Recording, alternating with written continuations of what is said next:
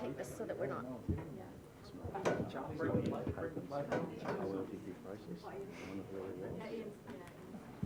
Spray this one in.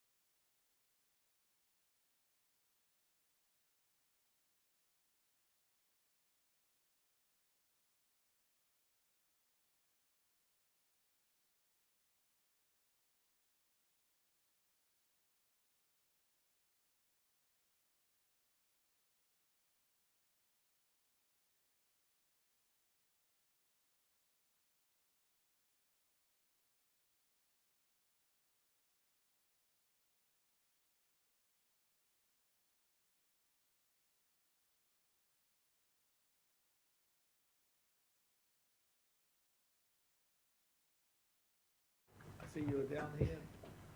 Big welcome to you again. Thank you very much for attending our meeting. Now, Charlie, Paddy's away. He's at the tank hearing, so I'm going to ask you to open our meeting. Thanks. Kia ora tātou. Hana mi roki a tātou tēnei wā. Me karakia tātou. Whakataka te hau te iuru, whakataka te hau te tonga. Kia mā kina ki rā, kia mā tarapara ki tai. E hira ki ana te ata kura, he tio, e huka, e hauhu, tihei, mauiora. Cease the winds from the west, cease the winds from the south. Let the breeze blow over the land, let the breeze blow over the ocean. Let the red-tipped dawn come sharp of the air, a touch of frost, a promise of a glorious day. Much life. Kia ora, Charlie. Thank you very much. Now we have apologies. We have an apology from Heniwai today. This is a really special day for Heniwai and her marae because absolutely special tonga group of carvings is coming back to her marae.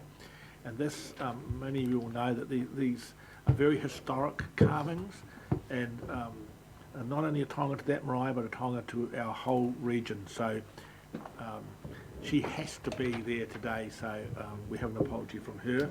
We also have an apology from Paddy, who is representing us at the tank submissions today at Mangaroa.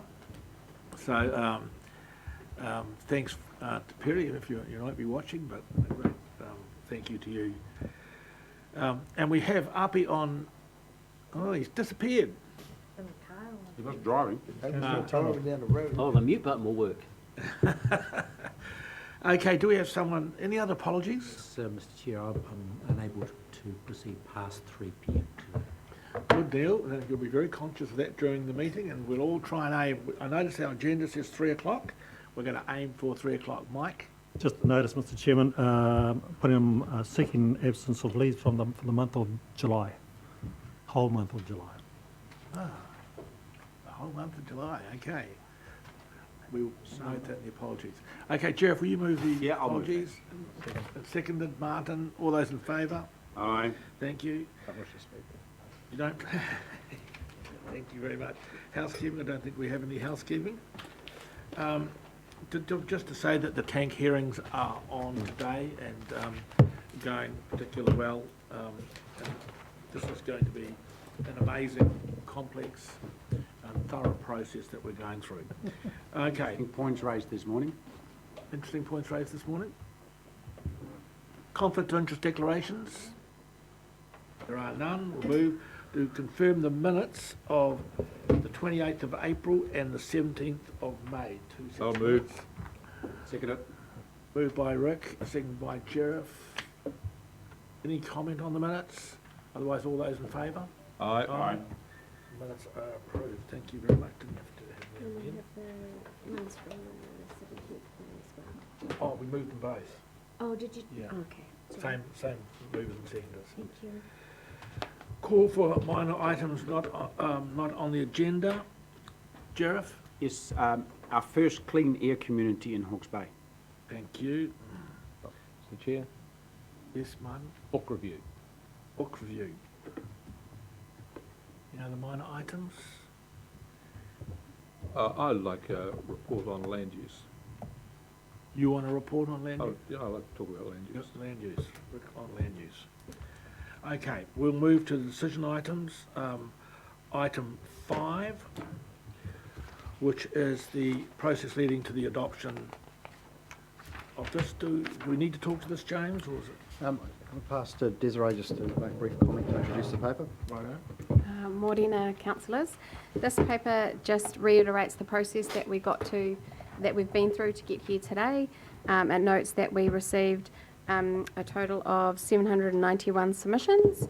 A number of those were late, but just to, as noted in the paper, the statistics on the preferred options are based on 761 submissions. It also talks about some other consultation tools that we ran complementary to the formal consultation. The spending tool, which asks visitors to the website, if you had $100 to spend on the 6 consultation topics, how would you allocate the money? And then gives the results. And we took the opportunity to insert some questions into the resident survey, which we run every 2 years, to specifically ask about the 6 consultation topics. And in the paper, it gives the results of that. What we found is that those 2 tools largely support the formal consultation results, with just a bit of a mix of sort of what was the preferred of the 6. Just notes that we had the verbal hearings on the 17th of May, which we had 35 speakers.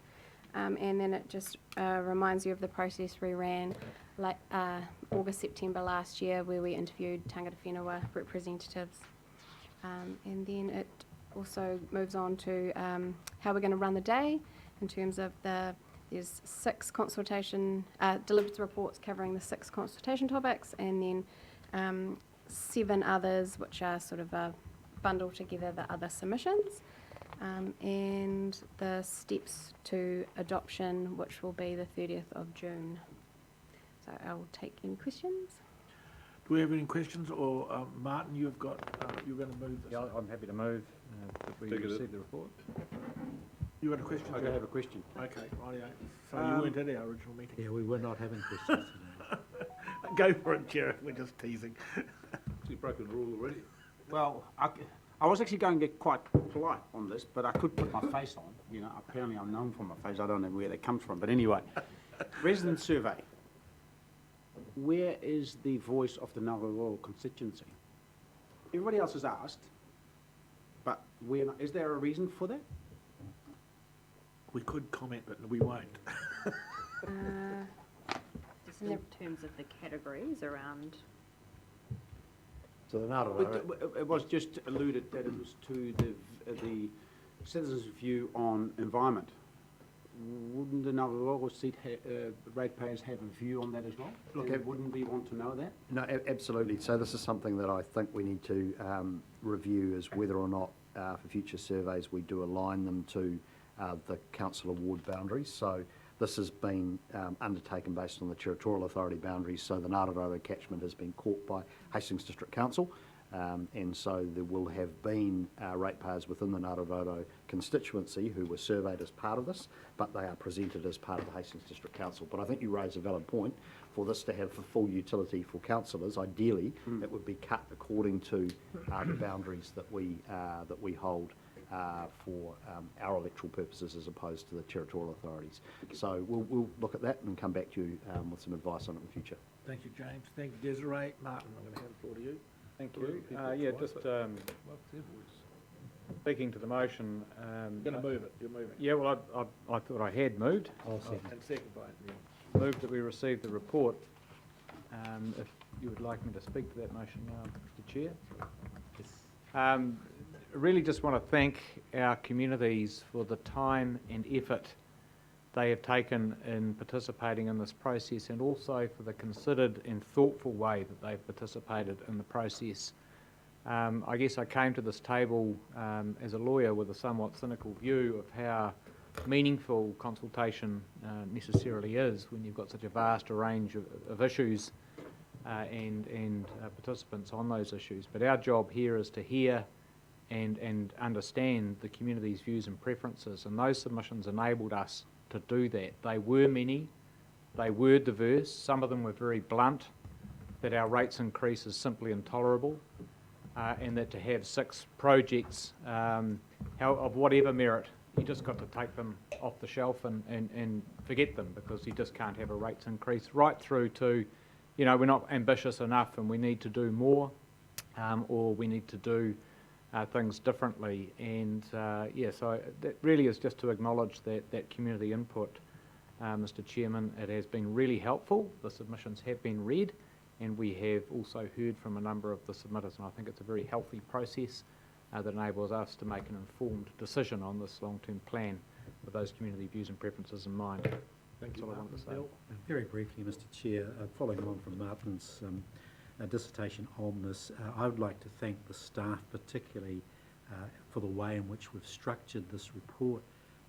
The views of the submitters is extremely well articulated. It's brought together in a very thoughtful way, and probably the best I've seen. So congratulations to Jess and the team, and particularly to Desiree for the work that's gone into this. It's an extraordinary effort, and the voice of the submitters and the ratepayers of the region can thank the team for ensuring their voice is well heard. Thank you, Neil. Yeah, we certainly had some wonderful and thoughtful submissions, which did have an impact on councillors. So it has been a great process. So we have a move and a second. There are 2 speakers. All those in favour of receiving this report? Aye. Against? It's carried. Thank you. Item 6, Right Tree, Right Place. Who's going to talk to this? So we don't have Ian with us, sure where he is. But the Right Tree, Right Place proposition has been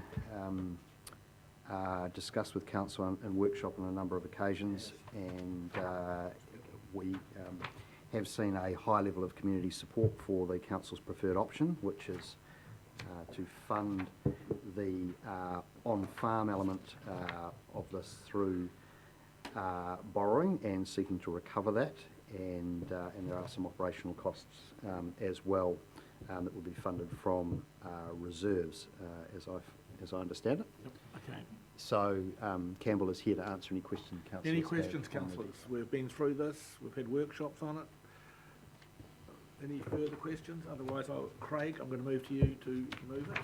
Yes, thanks, Mr. Chair. Will you move? I will move with proposed amendment, sir. Okay. recommendation. Do we have a seconder, Craig? So it's moving what?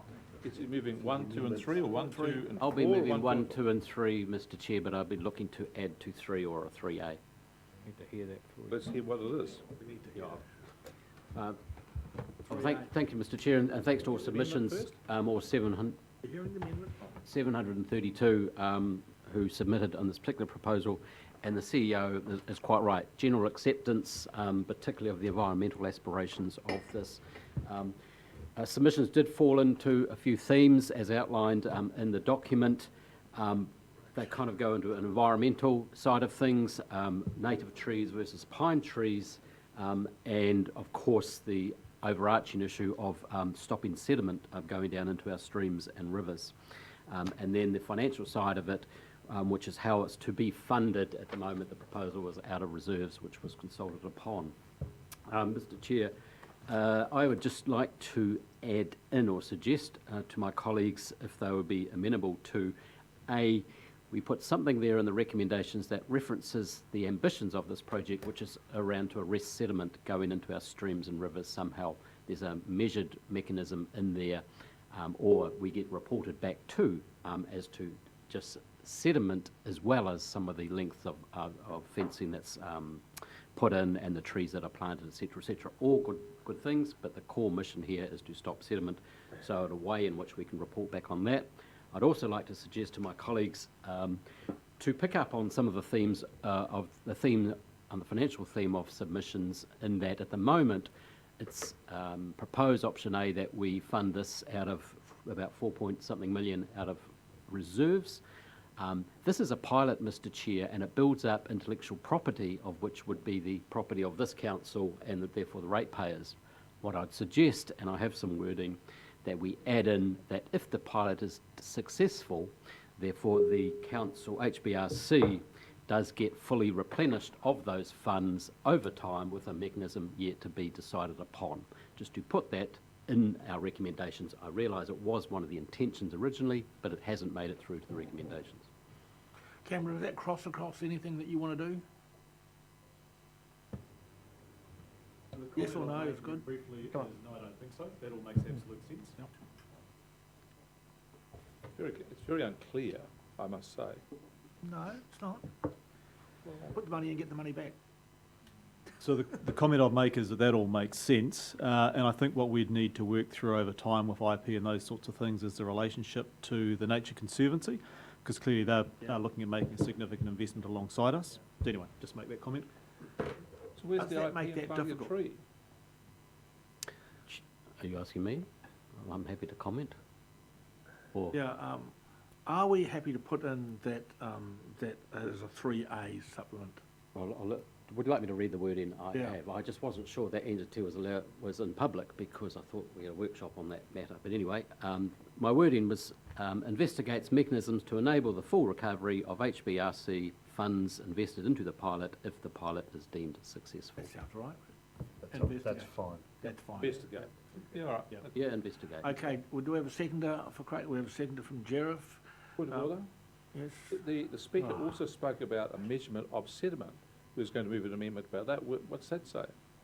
No, that's just the only amendment that you've got in. He just mentioned that so that we are very conscious about that. We're conscious of that. I'll pitch that up to colleagues if they want to pick it up or not. Otherwise, I'm happy to let it lie. Chair, I was going to suggest on that we just amend 3 to include at the end, subject to effectiveness monitoring and reporting of sediment mitigation. That'd be great. Yeah, good. Thank you. That's clear. Thank you. Yep, very happy with that. Okay. Did you get that, Leanne? When you reread it? That please through to me. So, Mr. Chair, you okay for me to? No, I don't. And I'll read my one out. Yeah. So I'll move. 1, recommend 2 and 3 Three plus with- 3A, which is, with the addition of what the CEO just announced to add into 3, and therefore I think 3A is the correct numbering, that Hawke's Bay Regional Council investigate mechanisms to enable full recovery of Hawke's Bay Regional Council funds invested into the pilot if the pilot is deemed successful. thank you. That should be a Jerif, 4. you happy with that as a Yep. seconder? I'm happy with that. That should be a 4. 4, Can't- yeah. That's a A 4. new 4. It's a new 4. Okay, so everyone's very clear on that. Craig, you've spoken already. Jeff, do you wish to, Clearest. anyone else wish to speak on this? Otherwise, I'll move it. All those in favour, 1, 2, 3, and the new 4. Can I just, before you put that, Mr. Chair, I've just read agrees to fund the development and pilot with right tree, right place through, 4 is an alternative. I thought we were funding this through reserves. No, it's a new 4. The new 4. new Yeah, so you're not moving the existing 4 there, that, yeah. No, No, the new 4. Set new 4. Thank you. Okay, in place of With no fine. All those in favour? Aye. Aye. Thank you very much. I think that's very successful. Thank you. You go away a happy man, Campbell. Okay, item 7, future water use. Mr Chair, I'm happy to move recommendations 1, 2 and 3. The substantive recommendation being the agreement to put aside $1 million over 3 years from reserves to work with water users for more efficient and effective use to complement water storage as consulted on through the Time to Act consultation document. Is what you read out, is what you said then, the same as the I'm language on the reiterating- change? It's the same. I'm reiterating So just the read the thing. substance of the recommendation, Councillor. Are you seconding that, are you? Oh, I'm happy to. Okay, we had no questions, councillors, so we will move on a seconder. Do we have any other speakers? Neil? Yeah, just very briefly, Mr Chair, I was very encouraged by the high level of support, what was it, something 80% support from the public for this particular element of the long-term plan, improving water security through non-storage methods like water conservation and efficiency measures.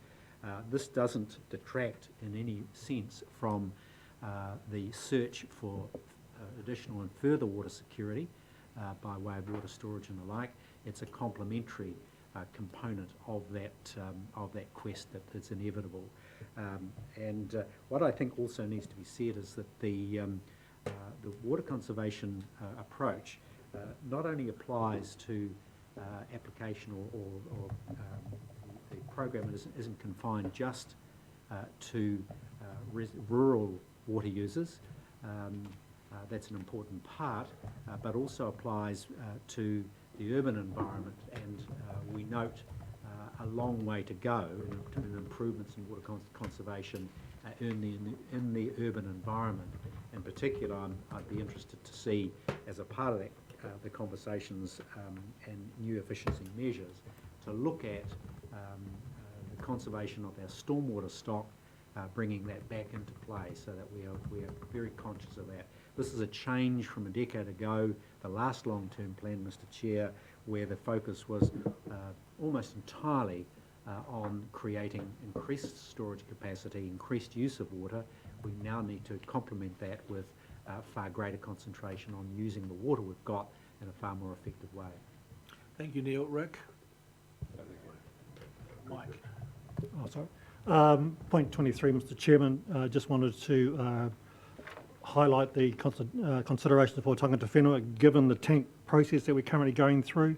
For those who've sat there for the last 2.5 days, you know, the relationship of tangata whenua to water, fresh water, absolutely high, so I agree with the comments contained within. I think it's just making sure that as council we don't lose sight of that, the importance that it has to Māori. It was one of the points that has been raised at the tank, that tangata whenua feel at times council lose sight of that. And you I'll leave it at that. I can't believe that they would think that we would ever be able to lose sight of it. Any other speakers? Otherwise, we have a mover and a seconder. And this is quite a serious one, as Mike's pointed out. For the 3 recommendations, all those in favour? Aye. Aye. Against? Yep. Thank you very much. Item 8, Upper Tuki gravel. I think it speaks for itself. We've had a lot of... Yep, so I'll take the paper as read, happy to answer any questions for or Chris? Yep. Just one, please, Chair.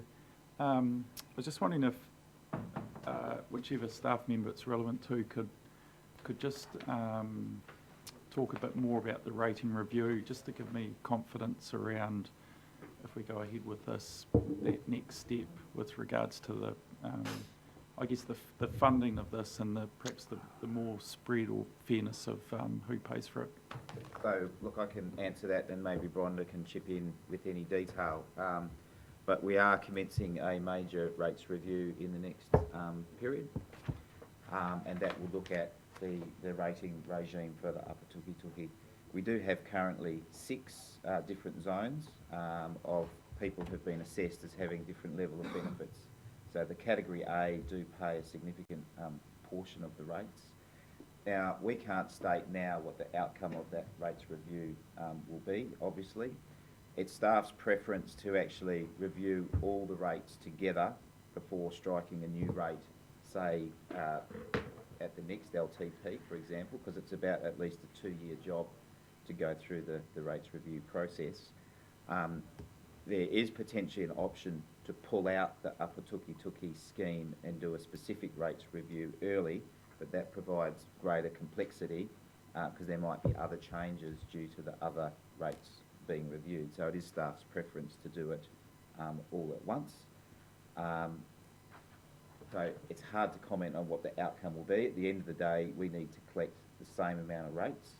We do know that the difference between, say, someone in town who's getting a more of an indirect benefit is paying a relatively low cost, and some of those large land holdings are paying a significant amount, but they are also adjacent to the river, running a commercial enterprise and getting a large amount of benefit. So we need to go through that process. I think it's going to be very useful, but we can't guarantee what the actual outcome will be. Well, this heavily affects your community. Do you want an opportunity to be able to sit down with some of the staff and really understand this much deeper? Yeah, I guess just, yeah, I mean, I guess we're deciding on this today, but just to give me the confidence, and look, I wish perhaps things could be done in a different order, but understand the need to make a decision on this. But yeah, certainly, just give me the confidence around what that process will be, and while we can't obviously decide or know the outcome right now, it would certainly be much better to understand how it's going to work from here. Chair, could I just note that in the broader package of funding under this long-term plan, as proposed by Council, there is specific resourcing for undertaking that review. And one of the issues we've had historically is that we haven't had any dedicated resource for the purpose of undertaking a review. It's sort of been done, but as moonlighting on the side of people's day jobs. So I'm more confident that having resourced this properly, we'll have an adequate program to bring to Council. Okay, thanks, Paul. So you, Martin? Yes, sorry. This question is as much for the benefit of the submitters who presented, and just to check and proving and voting for the motion that's being put. William Wallace in particular, and his wife asked a valid question: where has the money gone? And other submitters have asked, well, if this is a resource, why are we having to sort of fund it at all? Can I just clarify two things? That the money that has been rated to date has been dedicated to and actually applied to, isn't sitting in an account somewhere, maintenance of the scheme as it exists. And the second thing is that this money is that we're talking about collecting to unlock the government money, is to subsidise the extraction of gravel from where the market otherwise wouldn't take it. Are those just an answer to those two questions? So I can answer those two questions. So the operating expenditure for that scheme is between $800,000 and $900,000 per year, and it does not include the funding of gravel extraction. So all of that money is spent every year, and we don't have any significant reserve of money, sitting away for a rainy day in terms of our operating budget. So our policy position for gravel extraction on all of our schemes is that the industry funds the activity. Yeah. So we collect a small charge from those extractors, and that simply covers the cost of of us managing the resource, and that's a relatively low cost. So the money that is being raised as the local contribution to unlock the Crown funding, 100% of that money is being spent on gravel extraction. It's not to be used for any other purpose. We have a contract with the Crown. We have to do a lot of reporting. There's a lot of specific outcomes that we need to be able to deliver, and so none of that funding is able to be spent on other activities. And it's to make that economic where it otherwise would not be. And we are effectively subsidising the distance that the Upper Tuki scheme is from the natural demand. Thank you, Mr. Chairman. Just to make that clear for everyone. Thank you, Chris. Mike? Just once again, Mr. Chairman, from 37 to 41, considerations of tangata whenua. particularly 40.3, tangata whenua don't support gravel extraction and impacts on a river.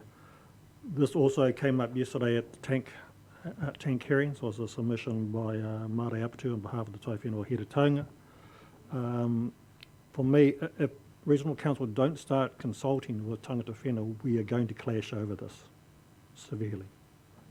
That is the extent of feeling out there. So just a heads up, I suppose. Kia ora. Thank you, Mike. Oh, Michelle, sorry. Just And to- Api too, you need to, I don't know how we're going to, if everyone could give you an eye on Api, if he's got his hand up, just tell me. I can see. Flash your lights up. Kia ora. Thank you, Michelle.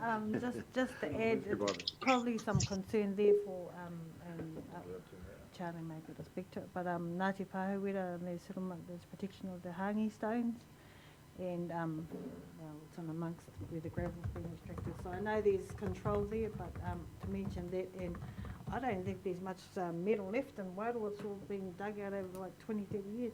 So kia ora. Thank you. Right, we have a mover. If there's no more questions, our mover was Will. So Will will move, and second Will's, second by Rick. Will, the floor is yours. Yeah, just to be clear, moving 1, 2 and 3 of the recommendations. So first of all, just like to acknowledge the submitters, and there was 727 submitters that spoke to this topic, plus including those that we heard at the verbal submissions. This topic certainly created more debate than I was expecting, but then, you know, I've quickly learnt in my time here that there's constituents down my way that have been immersed in this topic and in this scheme for many, many years and paying many, many rates over that time. So, yeah, I appreciate their feedback. I guess, you know, we've heard the for and against, but one thing everyone from down my way do from time to time is drive over the Tuki Bridge and the Waipara Bridge, and there's no debate that the gravel is building up and has done so considerably in the last 10 or so years. And so, to me, if we don't do anything, we will run into problems. There's, you know, it just can't continue along that path. So here we have just over $4.5 million of funds available from the government, and it really, yeah, we've got this opportunity that doesn't come along too often, and to me, we can't turn those funds down. So here we have an opportunity to grab those and help us deal with this issue.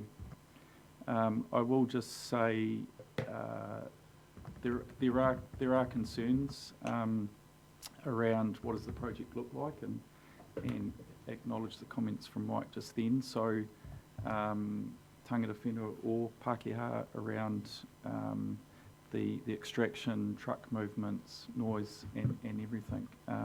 So, you know, it's not going to be forever. It's for a purpose. I just ask that the staff consult, engage, educate, and hopefully we'll get there and achieve what needs to be done. Thank you, Chair. Thank you, Will. Rick. Thank you, Chair, for the opportunity to speak. I'm happy to second this resolution. I just want to highlight one thing. I thought the submitter who came to us and carried one of those great names from Scottish history, William Wallace, was a powerful submitter. I thought it was a great submission. He was direct, blunt, and challenged the council, what do I get for my rates? And he listed all the other stuff they had done and saw all of these failures, that we hadn't done what we said we were going to be. It was very clear that the council's inaction, in his opinion, had a significantly adverse effect on his farm and his livelihood. And he pointed his very hard-working finger at us and told us that we had to improve, get on with the job, do something. And he was very dissatisfied. And I took that as a fabulous example of how this process works. Can I say that I agree with Will? I would just sharpen his proposal about consult. I think once we get this decision made, the plan done, I would ask the staff to convene a meeting at the Ashley Clinton Hall that's still there, call all the public to come along, councillors turn up, and we set out very clearly what we've agreed to do and what the plans are, and engage everybody. I think it'd be very good if other councillors turned up. I think to say, right, this is what we decided, this is what we're going to do, and everybody can turn up, have a cup of tea, and we'll have a really intense debate, but be very clear and upfront about it. I think it'd be a great thing to do. Go and meet them on the job, because we're going to need their cooperation. If they see our plans are clear, well thought out, well intentioned, I'm sure we'll get their support, even if it might be some inconvenience of truck movements. Mr. Chairman, 30 seconds, please. Yes. I would like to receive from the staff at some stage in the next 6 months a report on the issue that Tom Kay raised with Forest and Bird. There's some conference apparently this year on the whole flood protection scheme model as opposed to sort of the free range model. What is most cost effective? Is that something that has got credibility going forward into the future? But in the meantime, I support this proposition as long as we engage with mana whenua and tangata whenua on their concerns and implications. Thank you. Thank you, Mark. Before I move it, I'd just like to say that there's not a lot of debate in Central Hawke's Bay that gravel has to come out of the river. The build-up, especially around William and Ann's farm, is huge, and I have visited, and it's almost like the river is higher than their farm. They've lost a large part of their farm because the drainage systems clearly don't work, and they're just one example, probably the worst example. But the gravel build-up all over the place is really concerning, and something has to be done. I think most people agree something has to be done. Just how we pay for it and how we manage it is a bit concerning to some people. That's the issue. So we have a mover and a seconder. All those in favour of 1, 2 and 3? Yep. All right. Aye. Thank you very much. So we have item 9, which is Clive dredging. Chris has stood up at the table, so the paper speaks for itself. We'll talk a lot about it, Chris. Yep. Want to make some quick comments? Just trying to sort my papers out here. Look, again, we had a good level of support for the project. It's really just clarifying that the reason we do it is around recreation of the river. It's not required to be undertaken for flood control activity. And through the options there, we're looking at ocean disposal and also land disposal. So that's where we can demonstrate some leadership by not contributing to the amount of sediment that goes out to sea. So happy to answer any particular questions and take it from there. I think we're going to have questions on this. Jared, a question? Any question from Craig? Thanks. I understand there's been some dredging further upstream, well, in fact, along the lines of option A, actually, in specific areas, 5-ish or so years ago, I think.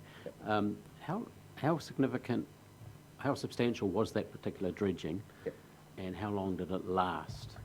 Yeah, so my understanding of that activity, it wasn't dredging per se, it was excavation of material directly out the front of the marae. And I've been asking the team how long that has lasted, and I haven't got an answer back yet. When we look at the lower reach, that's about a 10 to 12 year period between dredging campaigns. There is a deeper section of a river upstream of the bridge, which doesn't require any dredging because it is naturally deep. And then we have the area upstream towards the marae, which does need to be dredging. So in terms of your specific question, we've really done some localised excavation, not a dredging campaign. And a supplementary to that, particularly in your area, engaging in work further upstream to try and arrest sediment and bits and pieces arriving or going into the waterway in the first place. Yep. The actual cause, is that a focus? What kind of resources? So it's, of the Regional Council, it's a huge focus.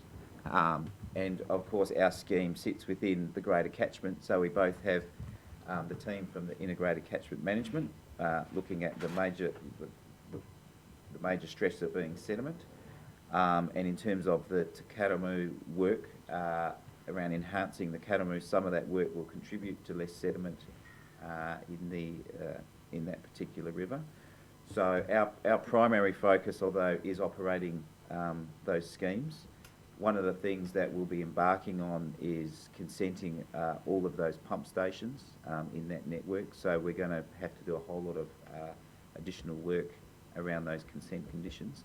So we're very much on the pathway, but it's a whole of council focus rather than the asset management group just by itself.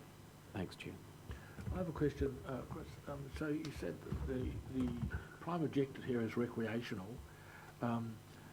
We all see the huge amount of recreational which goes on with the rowing club and Wakaama and canoeing and so forth, up to the rowing club. Is beyond the rowing club up towards Koipariki, is there recreational stuff that happens up there as well?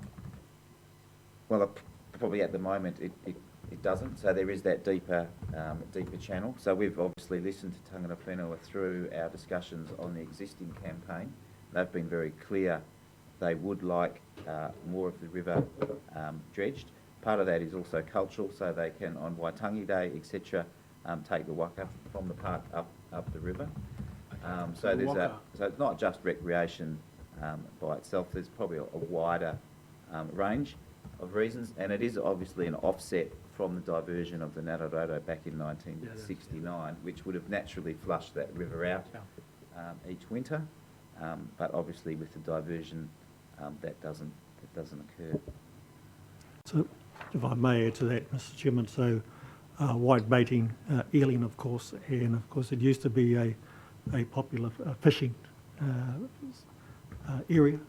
So between the sediment and the weeds, that's contributed to stifling that type of activity in that area.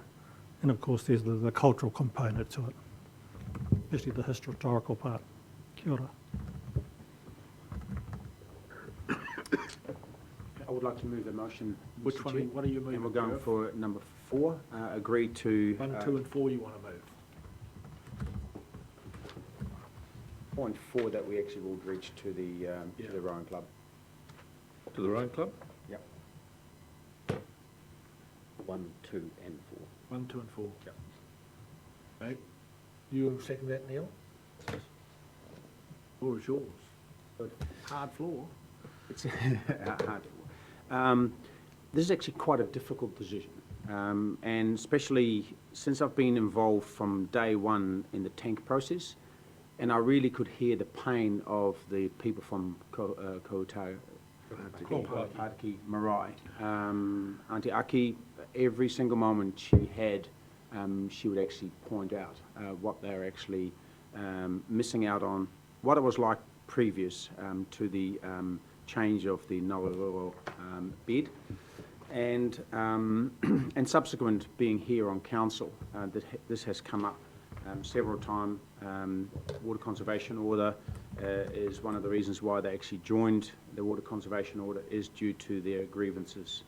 But it's a long way from where we are in Clive, and the additional cost, I believe, for the reasons that I understand, if we would dredge all the way up, and in theory we should actually dredge up further, because the whole river system is affected by sediment. But I understand that sediment will replace itself very quickly, and therefore the cost is almost, I see as a sticky plaster that actually is going to be administered while we're actually submerged in water and sediment, and it won't stick. I think the real issue is sediment, and we as a council, we really need to work hard on, at the first place, stop that sediment from actually arriving in this particular waterway. And definitely there are some key areas in council and our staff working very hard, and the community, I may add, because there's a lot of planting happening in this particular catchment, and let's hope that we actually can stop that sediment from occurring there in the first place. And then we really should look at, in the future, maybe actually clearing this waterway from its sediment that is now there in place. And also, as Mike pointed out, it grows substantial weeds, and that's to do with nutrients and the difficulty that we have as a council to actually remove those weeds, because the weeds actually lock in nutrients. You take the weeds away, and just by mowing them is not really the right answer. So that is the reason why I, at this point, support up to the rowing club until we have further signs that we actually are stopping the sediment from occurring into that catchment.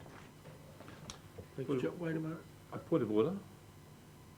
Yeah. I'm just wanting to see how you're going to handle this, because I would prefer to support option 3. And so how do we get the views of option 3 on? Well, the motion will be lost. We have a mover and a second, and we've got a It's motion. a motion on the table. It's a motion. I understand there's a motion on the table. I'm accepting that. I'm just one of the options would be for me to move an amendment that we change to the rowing club to Koho Pāriki Marae, then test that. If that's lost, to come back to the original motion. How do you want to test it? No, we'll test what we've got. Well, I think Councillor Hawke is quite right. If he wanted to move an amendment to the motion, that would then need to be debated on, and then you Come back revert to back to the original motion or not. It's not actually an amendment, though. Well, yes, it is. Well, he could frame it as. It is. You're right. You're right. It is. It's currently another option. It's but another option. Yep. Are you doing that, Councillor? So no, I'm looking for the guidance of the chair on yeah, this. no. My decision is we've got a mover and a seconder, and that is another option. And if this fails, we can go back to the other option. So if you want to support going to Koho Pāriki Marae, you have to vote against this. Yes. And Chair, I would note that councillors can speak obviously against the motion, so Yeah. there is an opportunity to effectively debate the merits of both options through the original motion. The only thing I would say to you then is this, is if we vote that down, vote this down, and go to the one on Koho Pāriki, and that gets lost, we have no motion, we're then down to no doing any dredging. That's your technical problem. Just trying to be helpful, Chair. Can we cross that That bridge? is a risk. Yeah. Let's hear from the seconder and Okay. Yeah. We'll cross that bridge when we come to it. We've got a really good consigliere. He'll think of something. Neil. Yeah, thank you, Mr. Chair. In seconding the motion, I reflect on the submissions made and previous decisions to actually proceed with dredging, full stop, in terms of a land-based solution versus a sea-based one. And I note in my support for this particular option that the $2 million additional funding needed to dredge from the bridge up to Kaupati Marae pales into insignificance in the scope of the actual size of the problem. And I note, for example, from Margie Maguire's Operation Pāriki Charitable Trust submission that we must investigate what is required upstream to identify where the sedimentation is coming from and how to stop it. That's the key issue. Throughout these submissions, it's almost universal that the public and submitters in particular are well aware where the problem lies. What we're talking about with dredging is a quick fix to respond to some specific needs. I'd much prefer to explore expenditure of the $2 million on solutions upstream rather than to essentially put a band-aid on what they currently look like.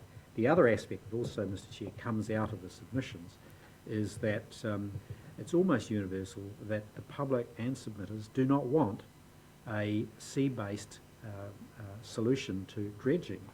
And in that case, the additional burden of sending out to sea the dredgings that would occur when we go from the bridge to Koho Pāriki, in my view, is unacceptable. It's something I did not support in the first instance. I was determined, and as my colleague, Councillor Williams, was also determined that we should not, in fact, proceed to a sea-based approach. We should be looking for a land-based solution. It would be inconsistent of us now to support the further intrusion on the sea by this means. What one comment here, Gillian Mangan says, is that it's not appropriate to use the ocean as an unseen dumping ground, and that's where the most of the submitters, particularly tangata whenua, were greatly concerned. To do so would be to go against essentially the thrust of the rationale for the submitters in this case. Thank you, Neil. Any other speakers? Rick, now you're on. I was to speak against, and I think this is a poor decision to go ahead with this. Let's face it, the fact is that the river, the Narororo, used to run through this section of the Clyde River, and it was vibrant, fresh, and as everybody knows, offered fishing and so on to the local people. I've heard this spoken about on many occasions by Mike and others. It was a decision which I find almost inexplicable of the Regional Council to divert the river. Catchment Board. Catchment Board. Its predecessor, the Catchment Board, divert the river. In diverting the river, the consequences of that, the social and the environmental cost of that, was carried by the people who lived locally, Koho Pataki Marae. So what this decision, if we are going to look after the river next to the marae, we are going to be saying to them that all the benefits of shifting the river flow to the general public, and all the costs you're going to bear and bear alone. So this council is going to leave them with a severely degraded river, full of weeds, full of sediment, and we're going to do nothing. We're going to turn our head the other way and look away. Really interesting, we don't do this on every occasion. Let's face it, this council has, where there's been bad decisions in the past, accepted those are bad decisions and said, we as a region must all take responsibility for this to fix it. And we do. We put the cost of the general rate and we go and do it. We are replanting on private land, putting in riparian planting, etc., paying for that in full because the predecessors cut it all down. We said, well, that's their problem. We need to fix this. So why are we not doing this here for the river here? That's my view. We are treating the people of Koho Pataki differently from where we will treat other people in this region. And I think that is simply wrong. There is an ability to fix this. We know what the problem is. The only thing we're balking at is the cost. Well, I just think that's something that we should just accept, that that's the cost of putting it right. That's the cost of putting it right. This river has been trashed by decisions of the Catchment Board, and the people who live on the river have had their fishing grounds, their swimming grounds, all the rest of it ruined. We have a chance to fix it, and I think we should. So I'm going to vote against this resolution. I'm going to record my vote against it, and if this resolution is defeated, I'm going to look to move the next option. I hear what you're saying, Councillor. Thank you, Rick, but I'd just like to comment to some of those things, Rick, because it was a very emotional speech which had a lot of wrongs in it. We know we've inherited an environment from our well, actually, I don't think you were fair. And I'm speaking now, and I didn't interrupt your tirade. We know that a lot of things were bad. That river was diverted when I was a kid. And part of it was because Clive used to flood all the time. So, there was a whole lot of reasons that it was diverted. But it was one of the things our forefathers did, and they did lots of really dumb things without thinking about the consequences. And it's our job to try and correct them as best we can, and we are doing it all over the place. We've got the gravel, we've got just a huge amount of things. We could spend $1 billion, and we probably wouldn't fix the problems. So we are doing a lot of things, and we are doing things in to help the Karamu. But, if you look at the Karamu catchment, it's a huge catchment, and it has to be done at the top of the catchment. And it is a lovely idea, and I sympathise a little bit with what Jerv's. It's a lovely idea to dredge. It'd be a lovely idea to dredge right up to my place, actually, because my stream is degraded because of silt which comes out of Hastings and rubbish and crap which comes out of Hastings. But we just can't do everything. That's the point that Jerv's making, and I think it's a very good point that he's making. And, we have struggled, with the dredging is 2 years late now, we have struggled because Tangata Whenua, represented by Mike, said they didn't want it to go to the coast, and we all agreed with that. We thought about it, and we thought, actually, we don't want that as a long-term settlement, but we've still struggled to find somewhere to put it. So these are big issues, and we can't fix them all at once. And Jer's point is the Band-Aid might be a bit tough, but in fact, this is all just going to fill up with silt again, because right up past, right to Havelock is just full of silt.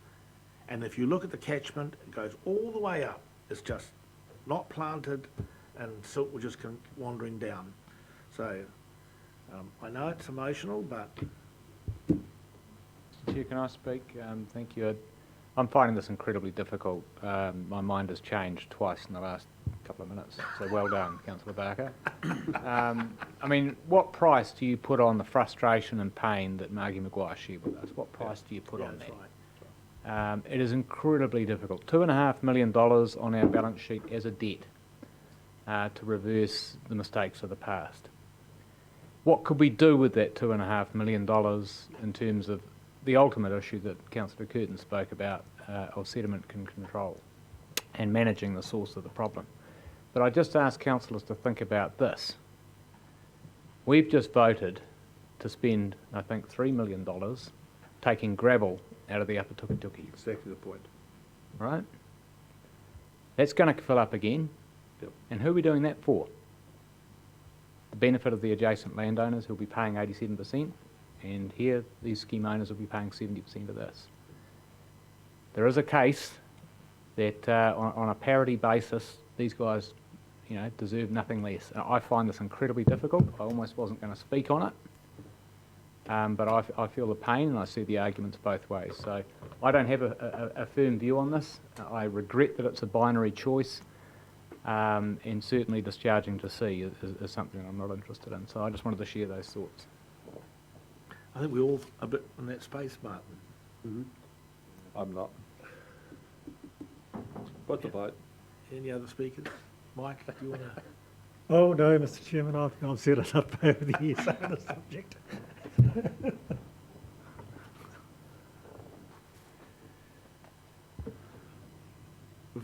We've debated the disposal to sea, and I think we all agree on that. It's We all just, agree on it. yeah, it's just how far do we go up the river in terms of the dredging this time round. Okay, we have a mover and a seconder. And Rick wants this to be show of hands. Okay. So all those in favour of options recommendations 1, 2 and 4.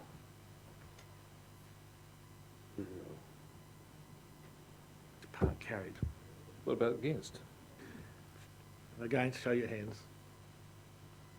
3. I want my name recorded as being against. I'm digging on this. You sure are. Okay, that was a difficult one, guys. I'm digging on this one. Number 10, Ahuriri Regional Park. Item 10. Yeah, so look, a huge level of interest in the regional park from submitters. Obviously, this is indicating an intent to partner with Mana Ahuriri, with Napier City Council on developing a regional park. And so there wasn't a lot of detail around. I'll just wait until everyone's paying attention. Yes, pay attention there. Got the papers? Oh, welcome anyway. Oh, wow.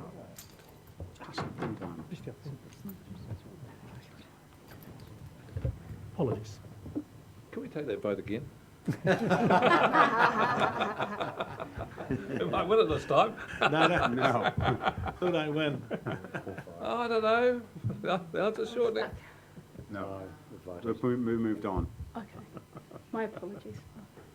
That's all right. Ahuriri. Oh, you arrived just in time, actually, anyway. Were you watching us on Facebook? You must have been. I'm sure Yeah. slower. Simon, is he Our right? tow has returned safely. Oh, well done. Chris? Excellent. Okay, so just as a brief introduction, look, there was a huge amount of submissions. There was some key themes in there. Obviously, we're indicating an intent on this significant project. and so there wasn't a lot of detail around exactly how the park would look, and so that was a key theme for many of the submitters wanting more detail. There was also a huge desire for many different participants to want to be involved in the project and designing that project as well. So that was quite overwhelming. So that's probably a couple of the key points. Happy to answer any questions. I think if it does get voted in as an investment we make as part of this LTP, really we are recommending a significant piece of work almost immediately to engage with all the interested parties and really design a bit of an architecture of how this project will move forward. There's a huge amount of interest and it's really important we get everyone involved at the right level and we make this project a success. Thank you, Chris. Questions for Chris? Or anyway, she's all over this. No questions. Therefore, anyway, do you wish to move the recommendation? Please, thank you very much, Chair. I'd Got the like to page in front of move. you, so it's 1, 2 and 3. Yes, I do. Thank you. And it will be seconded by Martin. Okay. You can speak.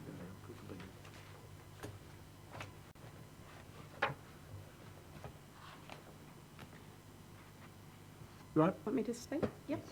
Yeah, you moved Yep. 1, 2 and 3 Yep. and you're speaking. Yeah, I'd just like to thank the Napier City Council also for teaming up on this project, particularly Annette Brosnan and their councillors for supporting the direction we're taking on this proposal. It's probably a once-in-a-lifetime opportunity to turn hectares, hundreds of hectares of grazed land next to the Ahuriri estuary into something where we can be proud of enhancing biodiversity. We can take responsibility by growing wetlands to filter the urban waters before it enters the estuary. So this is a huge opportunity just to do better for our taonga. Kia ora. Thank you, Haniwai. Martin. Yeah, thank you, Mr. Chairman. Total for that from Councillor Ormsby. Just to really pick up some themes from the submitters, however, that there was quite a clear message that if we actually enforced pollution at source and if we adequately treated it, with the wetland at the end, do we really need a regional park, and isn't it a bit of a frilly fluffy thing? And look, that's a valid and legitimate argument in as far as it goes, but it misses a key part of the landscape here, and that is biodiversity. And I think what really swung me here was Dr. Bruce Clarkson's presentation to us that we need to lift the amount of Indigenous habitat within urban areas, and this would achieve that for Napier. I'm very alive to the submissions that say the focus here has to be biodiversity and rather than recreation, and I support that, particularly in the upper areas of the estuary. But I do see an opportunity for recreation to be compatible with a biodiversity conservation first approach, particularly in the southern area that Councillor Ormsby was talking about. So on balance, and with all of that said, I'm very happy to support the motion and second it. Thank you, Martin. Neil? Thank you, Mr. Chair, and in supporting supporting the recommendation and following on from my Napier colleagues, I would comment that the primary driver and reason for this regional park is to protect the estuary. That's what this is about. We've got the equally important element of biodiversity and the opportunity that this will create to promote urban biodiversity, as has been outlined by my colleague. It came through as a significant comment from the Department of Conservation and a number of submitters who were concerned about DOC's involvement in this, and it comes as somewhat of a surprise that the depth of understanding by the department, and we certainly need to much bigger engagement, because there's a misconception by certain parties that about the extent of this particular proposal. It is also of concern to me that the department has had something like 30 years of governance role, and I refer back to the 1991 management plan, of which the Department of Conservation were a key player. And in that time, we simply have not seen the developments that ought to have seen in that space, particularly that the department has got major land holdings in association with the estuary, and have chosen to issue animal grazing leases on that land. So we do need to have that in-depth conversation with the department, and they are quite correct. We will be consulting with them closely so that they can come into play and play their part in protecting the estuary, which over 30 years has been sadly lacking. Uppy. Uppy. Frozen. It's frozen. Oh, Uppy is frozen. That's a tragedy for us. Somebody throw him out. Okay, we'll go to you, Craig, and we'll try and get Uppy. He's back. He's back. He's back. Thank you, Mr. Chair. Just to the comments already made, but particularly there was some. Sorry, Mr. Chair. So the main focus that I want to make, given that I'm coming on Zoom, is that I was encouraged by the. Oh, okay. We got you. We got you. Oh, okay. The main focus I wanted to give was really exciting to have Deputy Mayor Annette Brosnan and Deputy Chair Joynella speak and to their submission. This is really about the opportunity it presents to Napier and our population to create a space that provides a balance between water polishing and an environmental scope or area where we can help our city to engage in environmental matters and build that understanding. Also, I would note the submissions from the Hawke's Bay Airport and their concerns around bird life and the number of bird strikes they're having at the moment, and that has to be a key factor going forward. But I'm nonetheless, on behalf of Mana Whenua, really encouraged by the indicators that the first stage of this was to test the desire and will of the councils to support what could be a fantastic project. And so this puts us in a good stead to have a really good conversation, and we're encouraged by the promises of consultation and full engagement with iwi and our community going forward for this space. Thank you, Uppy. Craig. Thank you, Mr. Chair. Yes, I'm very supportive of this. I'd just like to put on record, acknowledge and thank city councillors in Napier who are still going through their consultation process. If this was to pass this council and their council as consulting on, the hard work just begins there. But it's a fine example of the local governments in Hawke's Bay working for a betterment of an better environmental outcome. 2 local government agencies, a central government agency in that the landowners around the airport, and of course the airport themselves. If this is to come to play, and I'm very hopeful that it is, many years down the track we will look upon this as incredible lifting for environmental outcomes across Hawke's Bay, and a destination that we'll all be very proud to take our children to. So thank you, Mr. Chair. I just want to note that for the record. Well done, Napier. I hope their consultation is successful. Thank you, Craig. Michelle? Kia ora. I'll just note on the consideration for tangata whenua on 31, a number of submissions requested that additional discussions are held with mana whenua, a number of iwi entities, and want to make sure that happens because that's coming very strong from Te Tai Whenua Whanganui-Rotu, who I speak on behalf of. And also, just got to mention that Wairoa Regional Park didn't even get a look in. It did. So yeah, there were applications made, but this we brought it forward. And there was a nice plan put together, and I tautoko what Craig was saying, and yet they're saying they wanted some more detail around the Ahuriri Regional Park. And when you look at, there's a park in Hastings and there's nothing in Wairoa, so I just want to put it out there. Kia ora. Thank you, Michelle. Will, do you want to speak to it? Just follow on from that quickly, Chair. Just to pick up on Councillor Williams' point in the previous paper about doing something for one, do for all. So I look forward to that councillor's support in proposing a $10 million regional park in Wairoa as quick as we can. I noted, We just get up and do, we'll do it ourselves. I noted the speaker who spoke about equality for all being treated equally voted against the motion, which was to do exactly that. Thank you. I won't have any sniping around here now. Oh, just observation. It's been Craig been shouting you a few beers in the wire or Clyde Hotel. Okay, we have a mover and a seconder. 1, 2 and 3. This is a tremendous project, no doubt about it. And I just want to thank anyway. She's really pushed us hard from this table and proved herself to be a very adept politician getting this across the line. And well, we'll see. All those in favour? Aye. Aye. Against? It is carried. Thank you very much. That's pretty amazing. Right, item 11, on-demand public transport. Katrina will speak to this one. Katrina? Are we on schedule or behind schedule, Chair? I don't know. I haven't got time to look at my clock.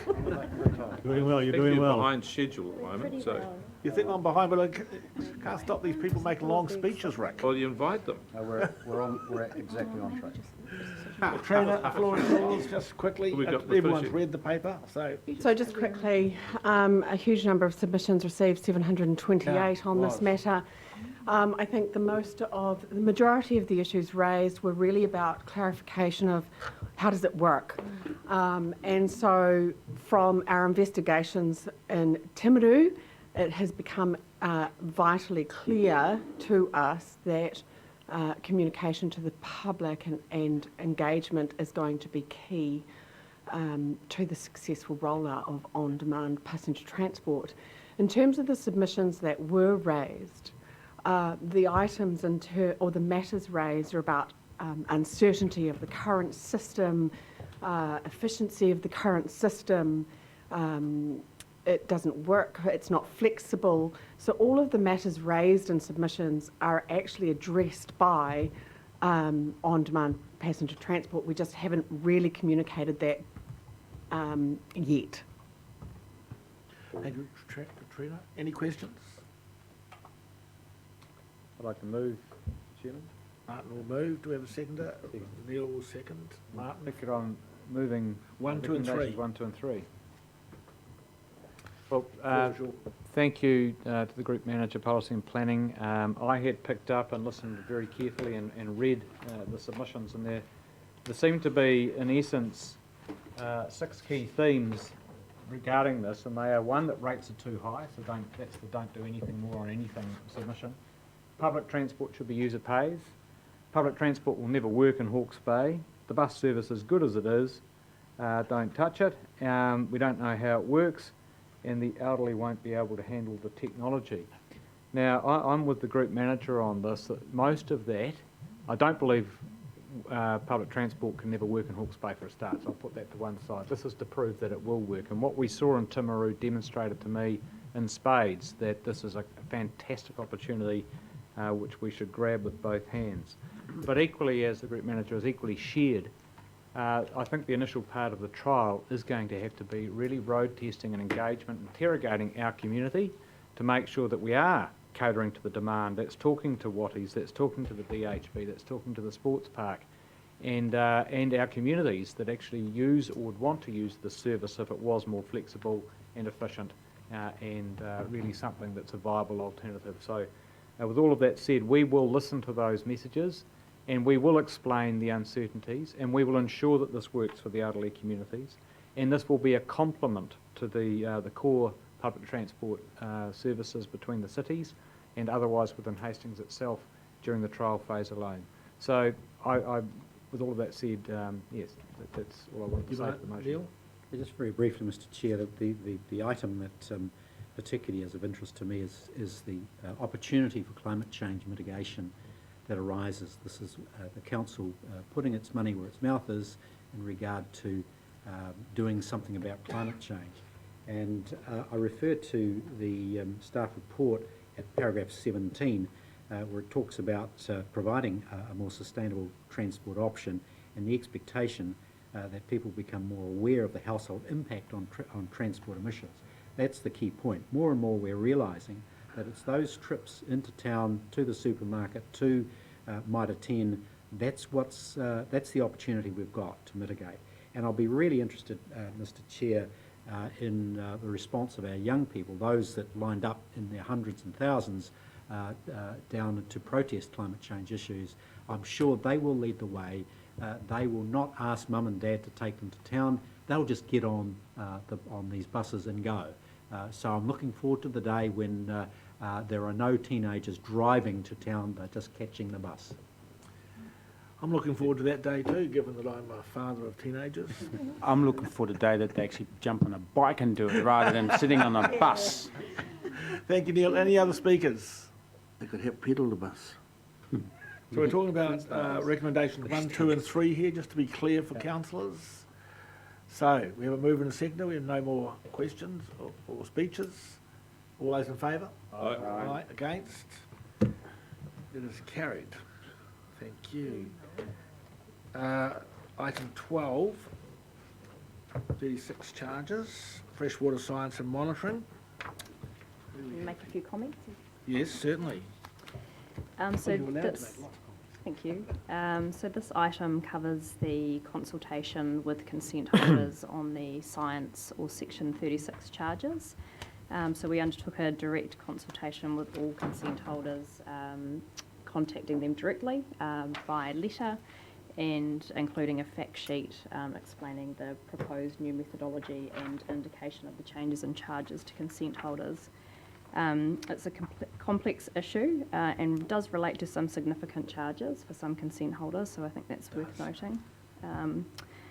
As part of the feedback, we did receive submissions around the limited categories for discharge scales, and we have recommended in the paper that we increase or adjust the recommended categories for discharge scales. We do have Amy here to take any specific questions, but otherwise I'll take the paper largely as read. We will have some questions. Will? Yeah, thanks, Chair. I was just surprised 60 submissions didn't seem many from the over 2,000 letters sent out. Yeah. So just around engagement, it says in the paper about you received phone calls and emails as well, which weren't formal submissions. Do you know what that number was?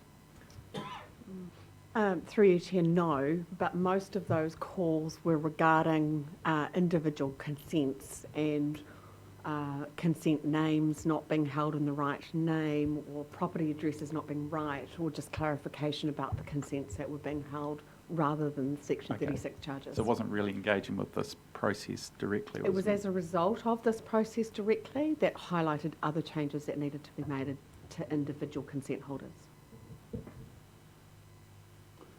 Craig and then Jareth. Thanks very much. A couple of questions. Just the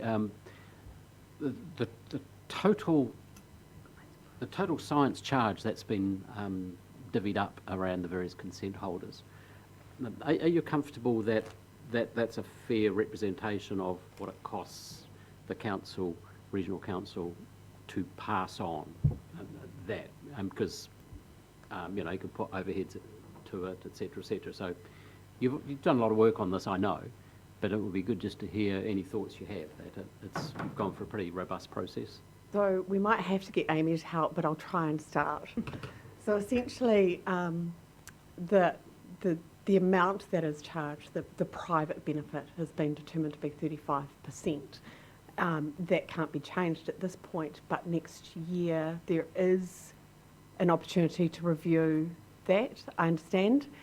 And so what Amy and I have been discussing is the amount of the charge to those that discharge. So in terms of water quantity and water quality, the cost to those that are discharging and the science from water quality is something that we would look at next year, and whether that 35% is the correct amount to be charging that.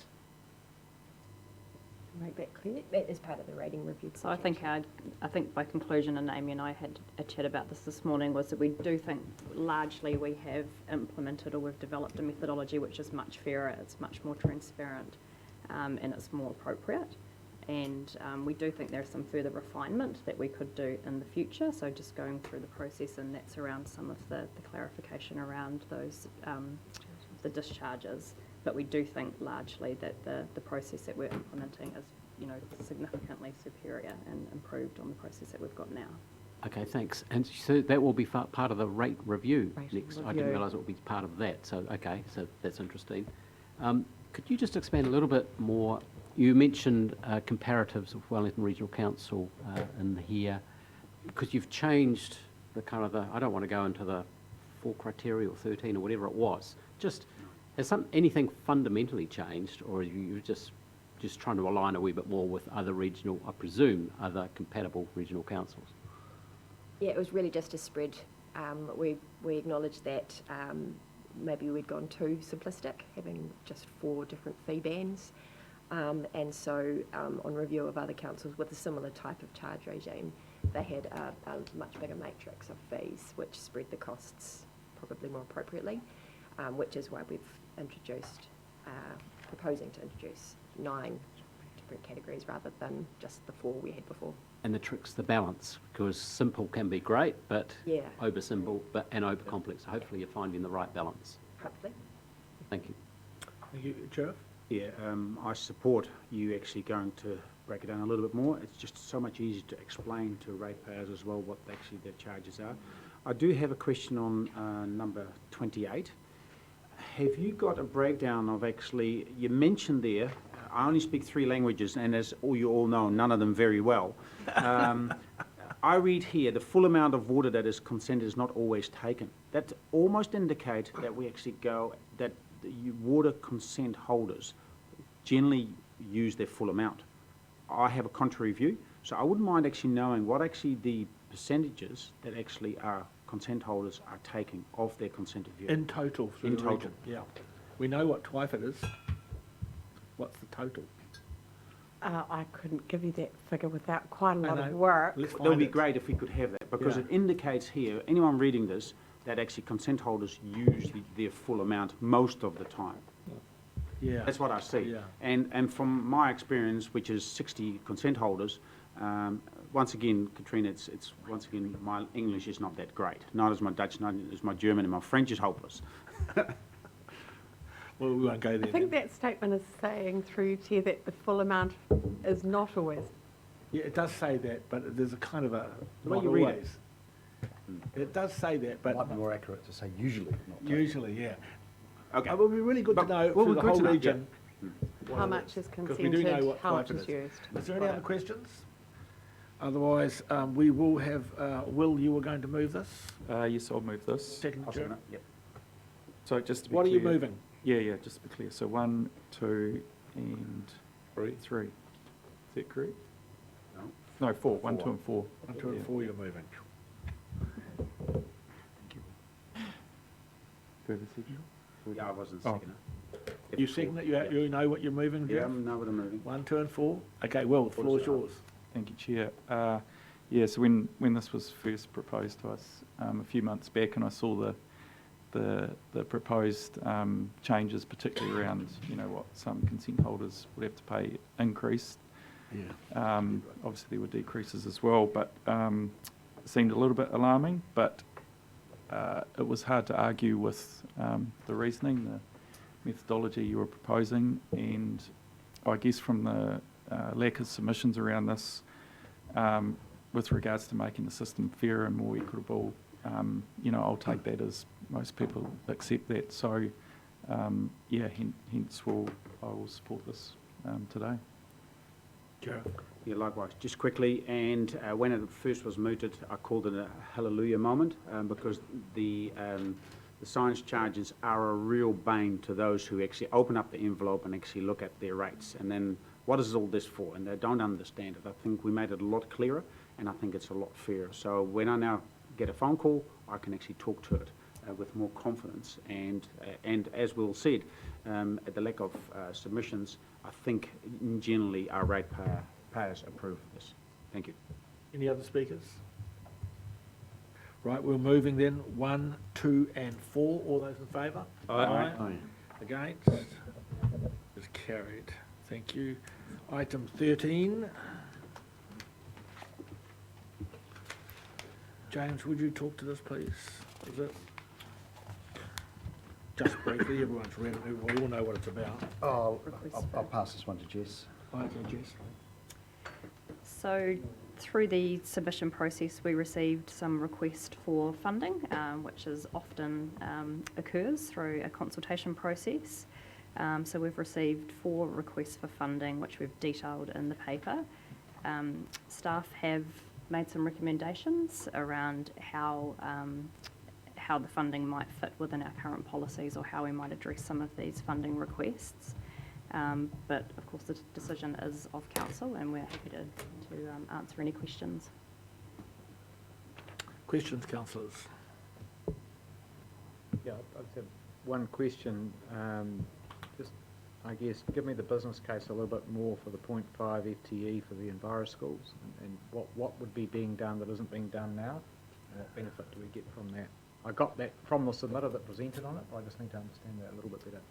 So we currently run an Enviro Schools program from within our comms team. Drew's here and he might like to add further comment. The primary focus based on the capacity within the team that we've got is more around primary and kindergarten schools at the moment. So we just currently don't have enough resource to have reach into the high schools that would like to work with us. And we do feel as staff that we get really great traction and great value out of the investment that we make into the Enviro Schools program.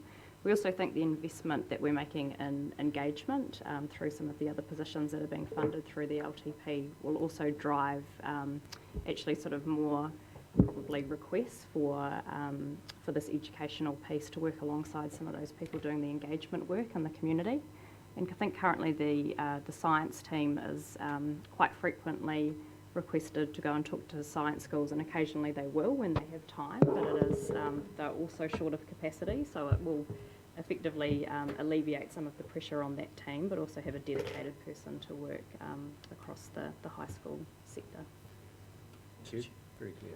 Any questions? Yeah, just a question as to the recommendation 3, why that is framed as it is. We have the other recommendations agree to no change, but that one's framed differently, which ought to have been an either or, should have been put in there. It's there because it's a staff recommendation, but you're quite right, it could have been neither or. Could I speak to that as well? I just think the governance team and the writing these need to have a think about how they write this, because it's a classic yeah, nah, agrees but no. I just think it should be either declines to fund this as a staff recommendation, declines to, or agrees to, so you get clear, or goes up with both options on there, so councils will make a decision, agree/decline. We better wait. I just thought those last two were confusing. So we agree to not do something. Craig, is there a question, Craig? Yes, just further on the Enviro schools. As I understand it, we're yet to define the actual tasks of the Ahuriri and Karamu catchment coordinator roles. Every time I've been with people who are going to be involved in those particular areas, they're forever talking about their engagement with schools, teachers, either environmental groups within schools or voluntary groups outside of the school. And they have traction on the ground and it's not duplicated anywhere. So I think it's quite fair to note that I think the budget for those two in this LTP is 250 times 2 for those two roles. That's 500k that we're looking to put towards investment in environmental education, group coordination and making stuff happen within the catchment of these plains. So that's correct, isn't it? So there's no problem whatsoever to, as we're going defining those roles, or I guess as the CEO defines those roles further, to make sure or ensure that some of this education type engagement is part of their KPI. Correct. Okay, thank you. Any more questions? Anyway? Yep. Kia ora, Jess. Throughout our LTP workshop shopping prior to getting to consultation, we had a proposal to increase the capacity of the Enviro schools. And in that proposal that didn't make it to this stage, is this asking for the same thing? We're asking for slightly less funding than what was proposed through the initial stages of the LTP development. Okay, but for the same position? Yes, the same. Yes. Yeah. Thank you. Any more questions? Yeah. Oh, sorry, Michelle. Better. So with the Enviro schools, and I hear what Craig is saying, you know, we do a lot of this work ourselves voluntarily, and the schools call myself and Katarina quite often, and they come out and plant with us and stuff like that. So I'm not quite sure how much work's been done back home. And this is including the secondary schools. So I used to work, my job for 16 years was to tour Kaurangi all over New Zealand. I think there's about 200 and something schools in the Hawke's Bay. How was 0.5 going to reach all those schools when I really know how many schools they reach back home? We haven't got that many. So yeah, and I mean, the other issue I have, and this is from personal experience, is how much of that information that's given to our tauirea students has mana whenua, like cultural advice and that sort of background in it, because from what I've been told, they're getting the wrong information. One of the plantings that was done back home was going to be on top of a wāhi tapu, and I had to stop it. So, you know, there needs to be some sort of input for mana whenua, for cultural safety of everyone as well. But yes, I'm not quite sure how that's going to reach all those schools. It's not. No, it isn't. Is there an environmental school in Wairau? There's an Enviro Schools part-time person. Yeah.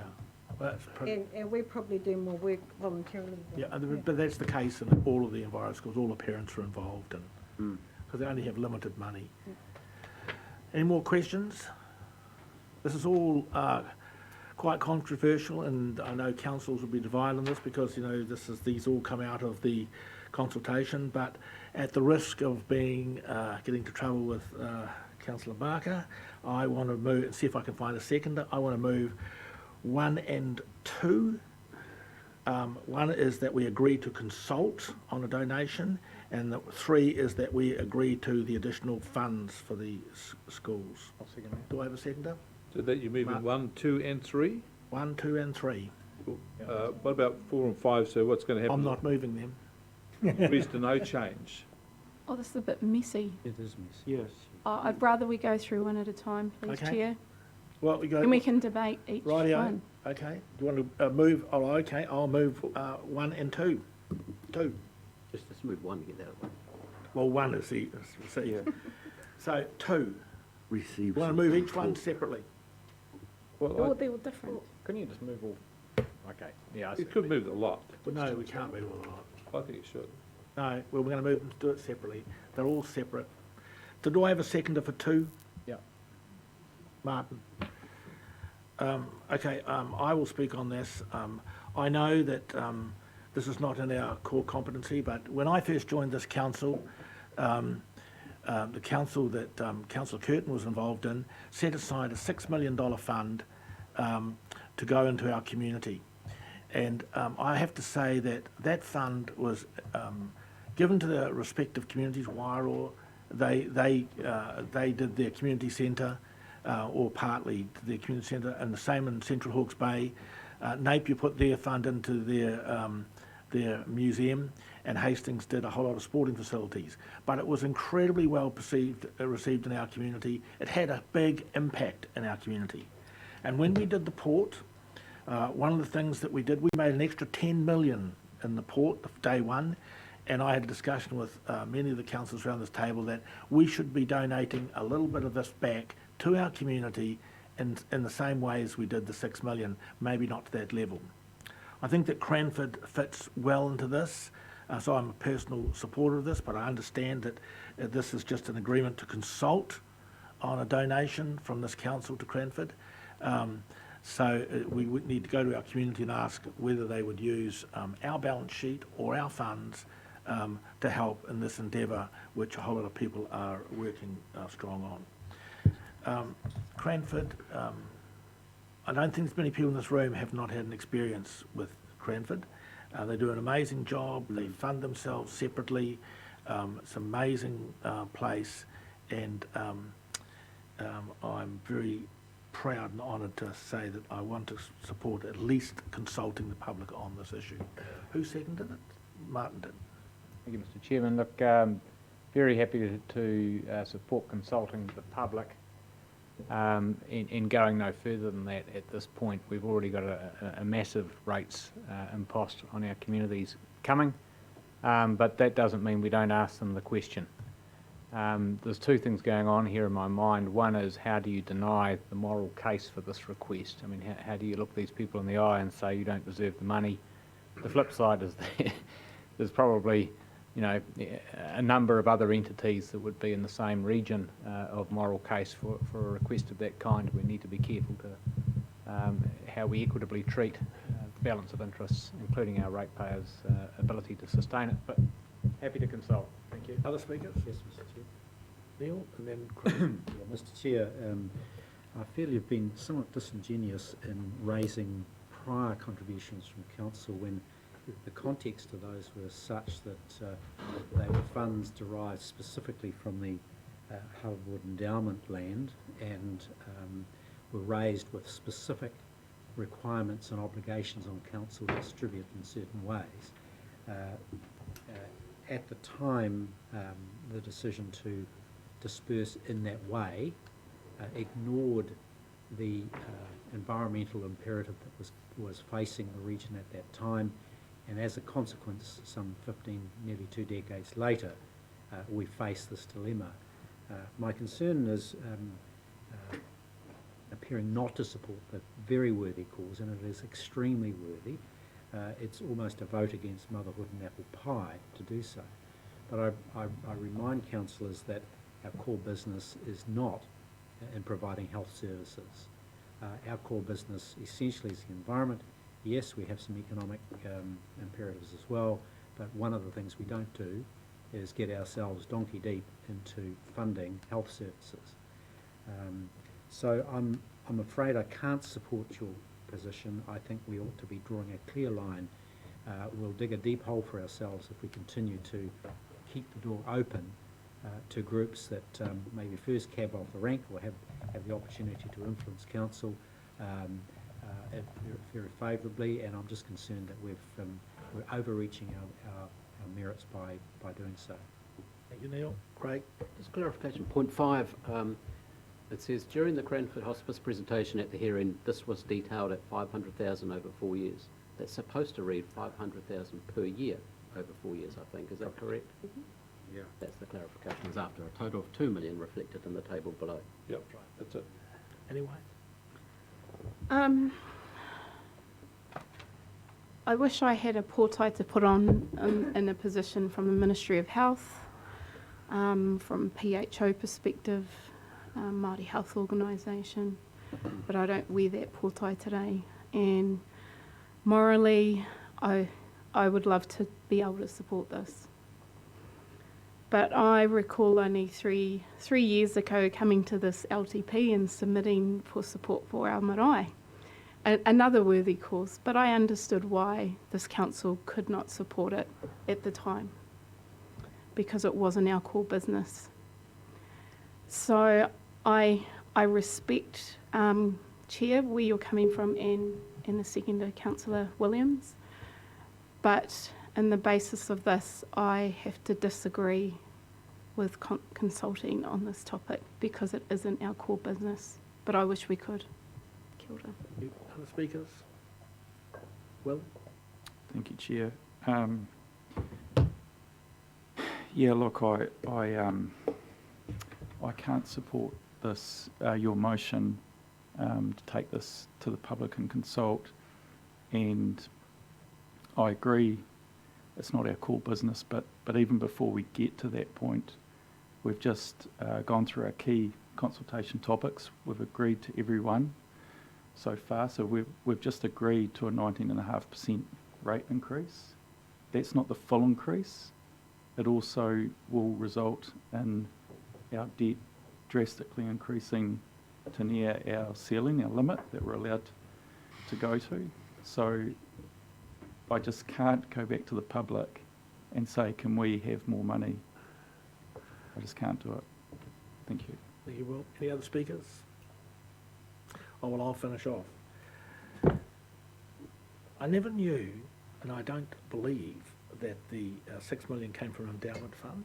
It was borrowed, because I was here when we arrived at the council and the fund was borrowed. It went off our balance sheet and we repaid it. Is that correct, James? I don't recall, to be honest. Okay, well, I get everyone's position on this, but I still go back to the fact that we sold the port and we made an extra 10 million, and this is a way of us saying to the Hawke's Bay public, here's a small part of that that contributes to something that has been really dear to our community and been really useful in our community over the years. But anyway, we'll put it to the vote. All those in favour? Aye. Aye. Against? Well, I think I think we should recall it, because it's, so all those in favour? Aye. What do we go? 4. Against? Abstaining. No, it's lost. It's lost, yeah. It's a council carry, it's not a majority. No, And can I have that recorded? it's you abstained. Yep. Yeah. No, it's all going to be recorded. So Jeff abstained and record that. Votes against. Mr. Chair, could I ask a question on process, please? Yeah. Was that motion on just the first point, or were you also Just the including? first point, Uppy. Just one minute, thank you. Just number 2, yeah. Okay, so let's move to number 3. Agrees to fund different resources for the environment. Do we have a mover for that? I'll move that. I'll We have second. Mover and the seconder, just to speak, Rick? No, it's clear. Fully supportive of what they do. We do. Okay. Any other speakers? Mr. Chair, I propose that this, we've had a session here, and I'm concerned that the staff have brought this back.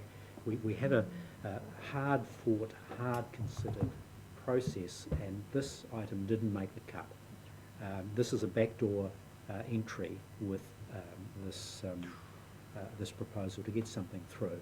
I'm really somewhat frustrated that we found ourselves in having deliberated long and hard, came to some hard calls, and now we find this on the table. I go to the comments from my colleague, Councillor Foley.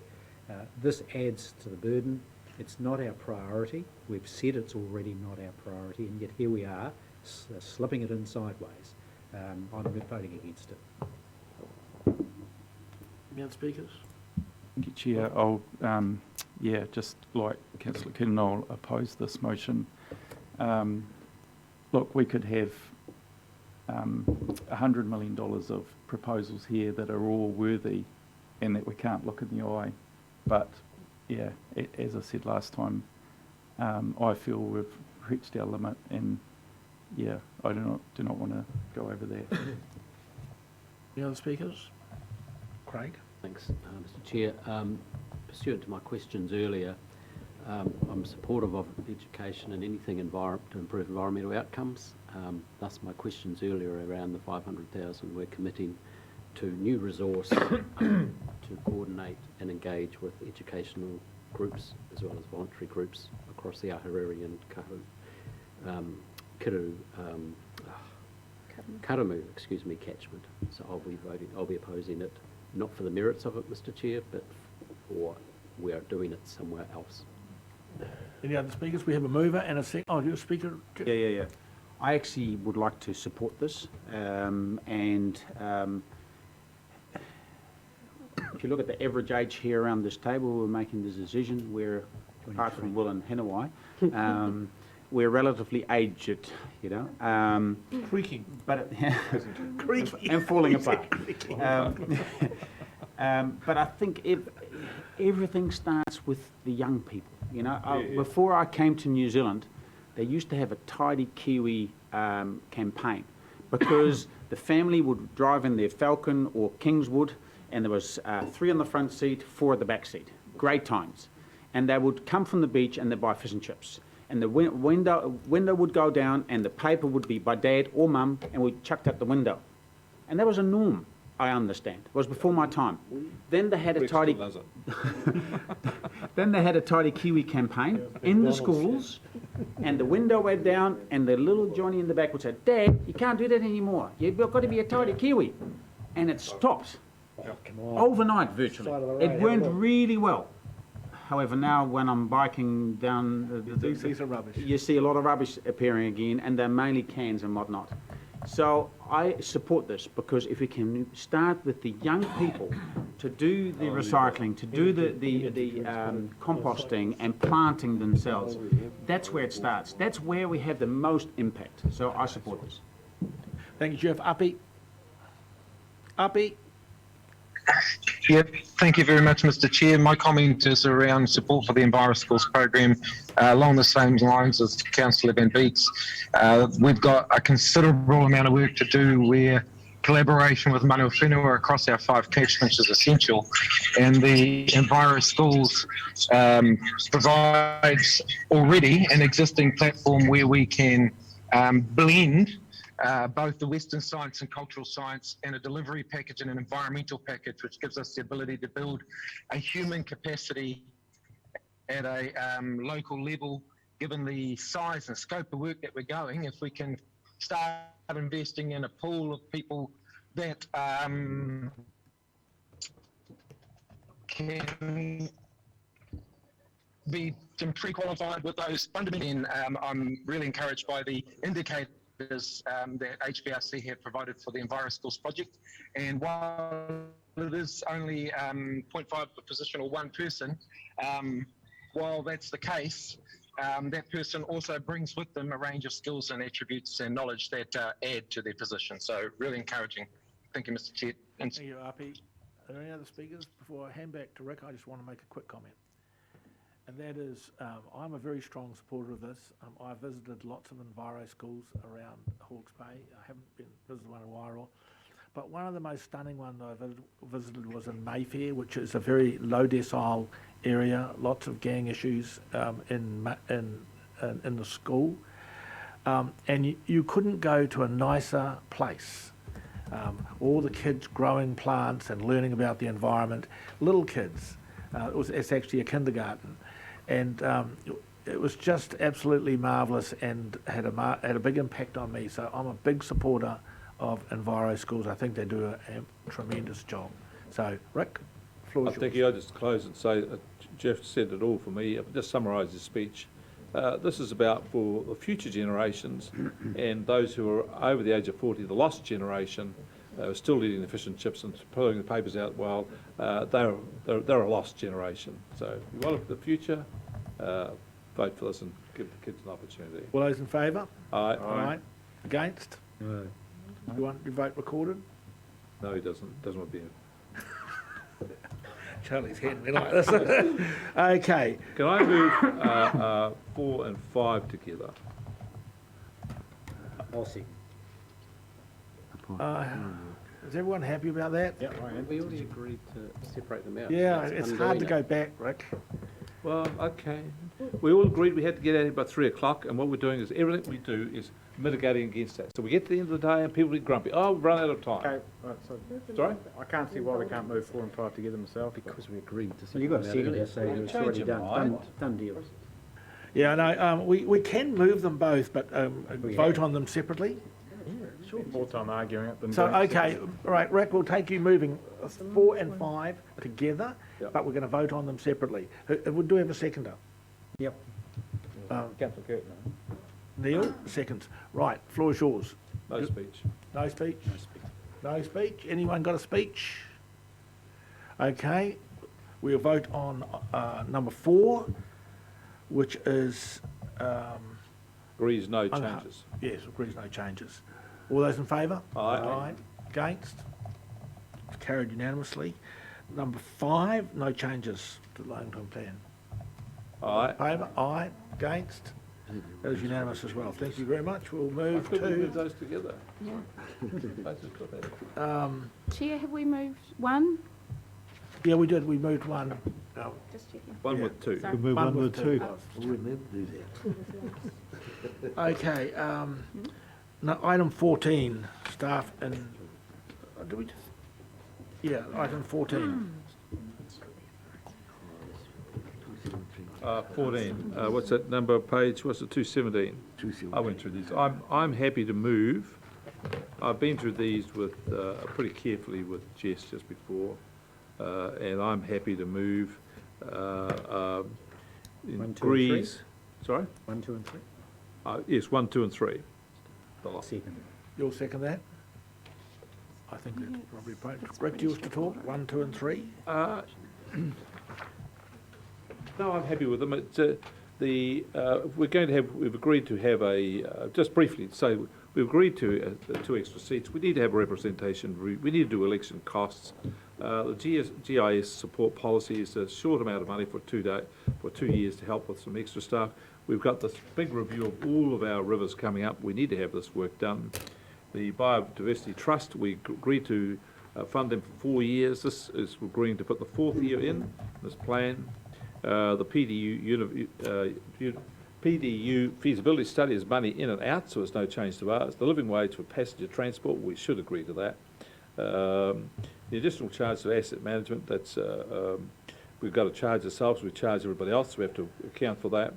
And the works group has got increased in cost, we're just increasing it over the period by the rate of inflation, so we've got the right charges. These are just sensible things to do. There's nothing dramatic here at all, folks. So. You're second, so I'll come to you. Great. Very minor comment, Mr Chair. Very pleased to see that we made sure that the Hawke's Bay Biodiversity Trust gets their funding. So delighted that we've got that there. The importance should not be understated. Thank you. We'll go to Craig, then back to you, Martin. Yeah, just kind of a question of the financial team. Just points 37, 38, inflation on works groups charges. It says an error was made, inflation wasn't applied when you were budgeting it. The total cumulative number in that table is relatively significant, about 4 million, I think. So, and you know, okay, that's fine. So the obvious question is, this has probably prompted you to go through and check all other costings and forecasts to make sure that inflation, whatever assumption you're using for inflation, is in there across the organisation and a consistent number and models used. Is that correct? Yes, absolutely. So some of these adjustments, some of these errors have arisen from that final check, going through the budget models and absolutely checking that everything's correct, and we've applied all the assumptions and the inflation adjustments through the new finance module. Right. Thank you. Martin? Just to note, thank you, Mr Chairman, that the Regional Transport Committee recommended in principle its support for the living wage, given the incredible contribution that our drivers make to the well-being of this region and the burden they have shouldered in particular in the last couple of years. But acknowledging that it was this council's decision at the end of the day, and I just wanted to make sure that message was received. Any other speakers? Well, are we on questions or? We bullied the chair and skipped questions. So you invited me to speak. I accepted your invitation. Well, just around process. So, just looking at the total table at the end, the rates increase. We start off at 1.73. Through it's 2.1 at the end. The total sum, I haven't added up, but it would be significant. Are we able to pass this here and now without going back to the public? It seems significant numbers to me overall. I'll probably ask Bronda to come and answer that question if it's okay.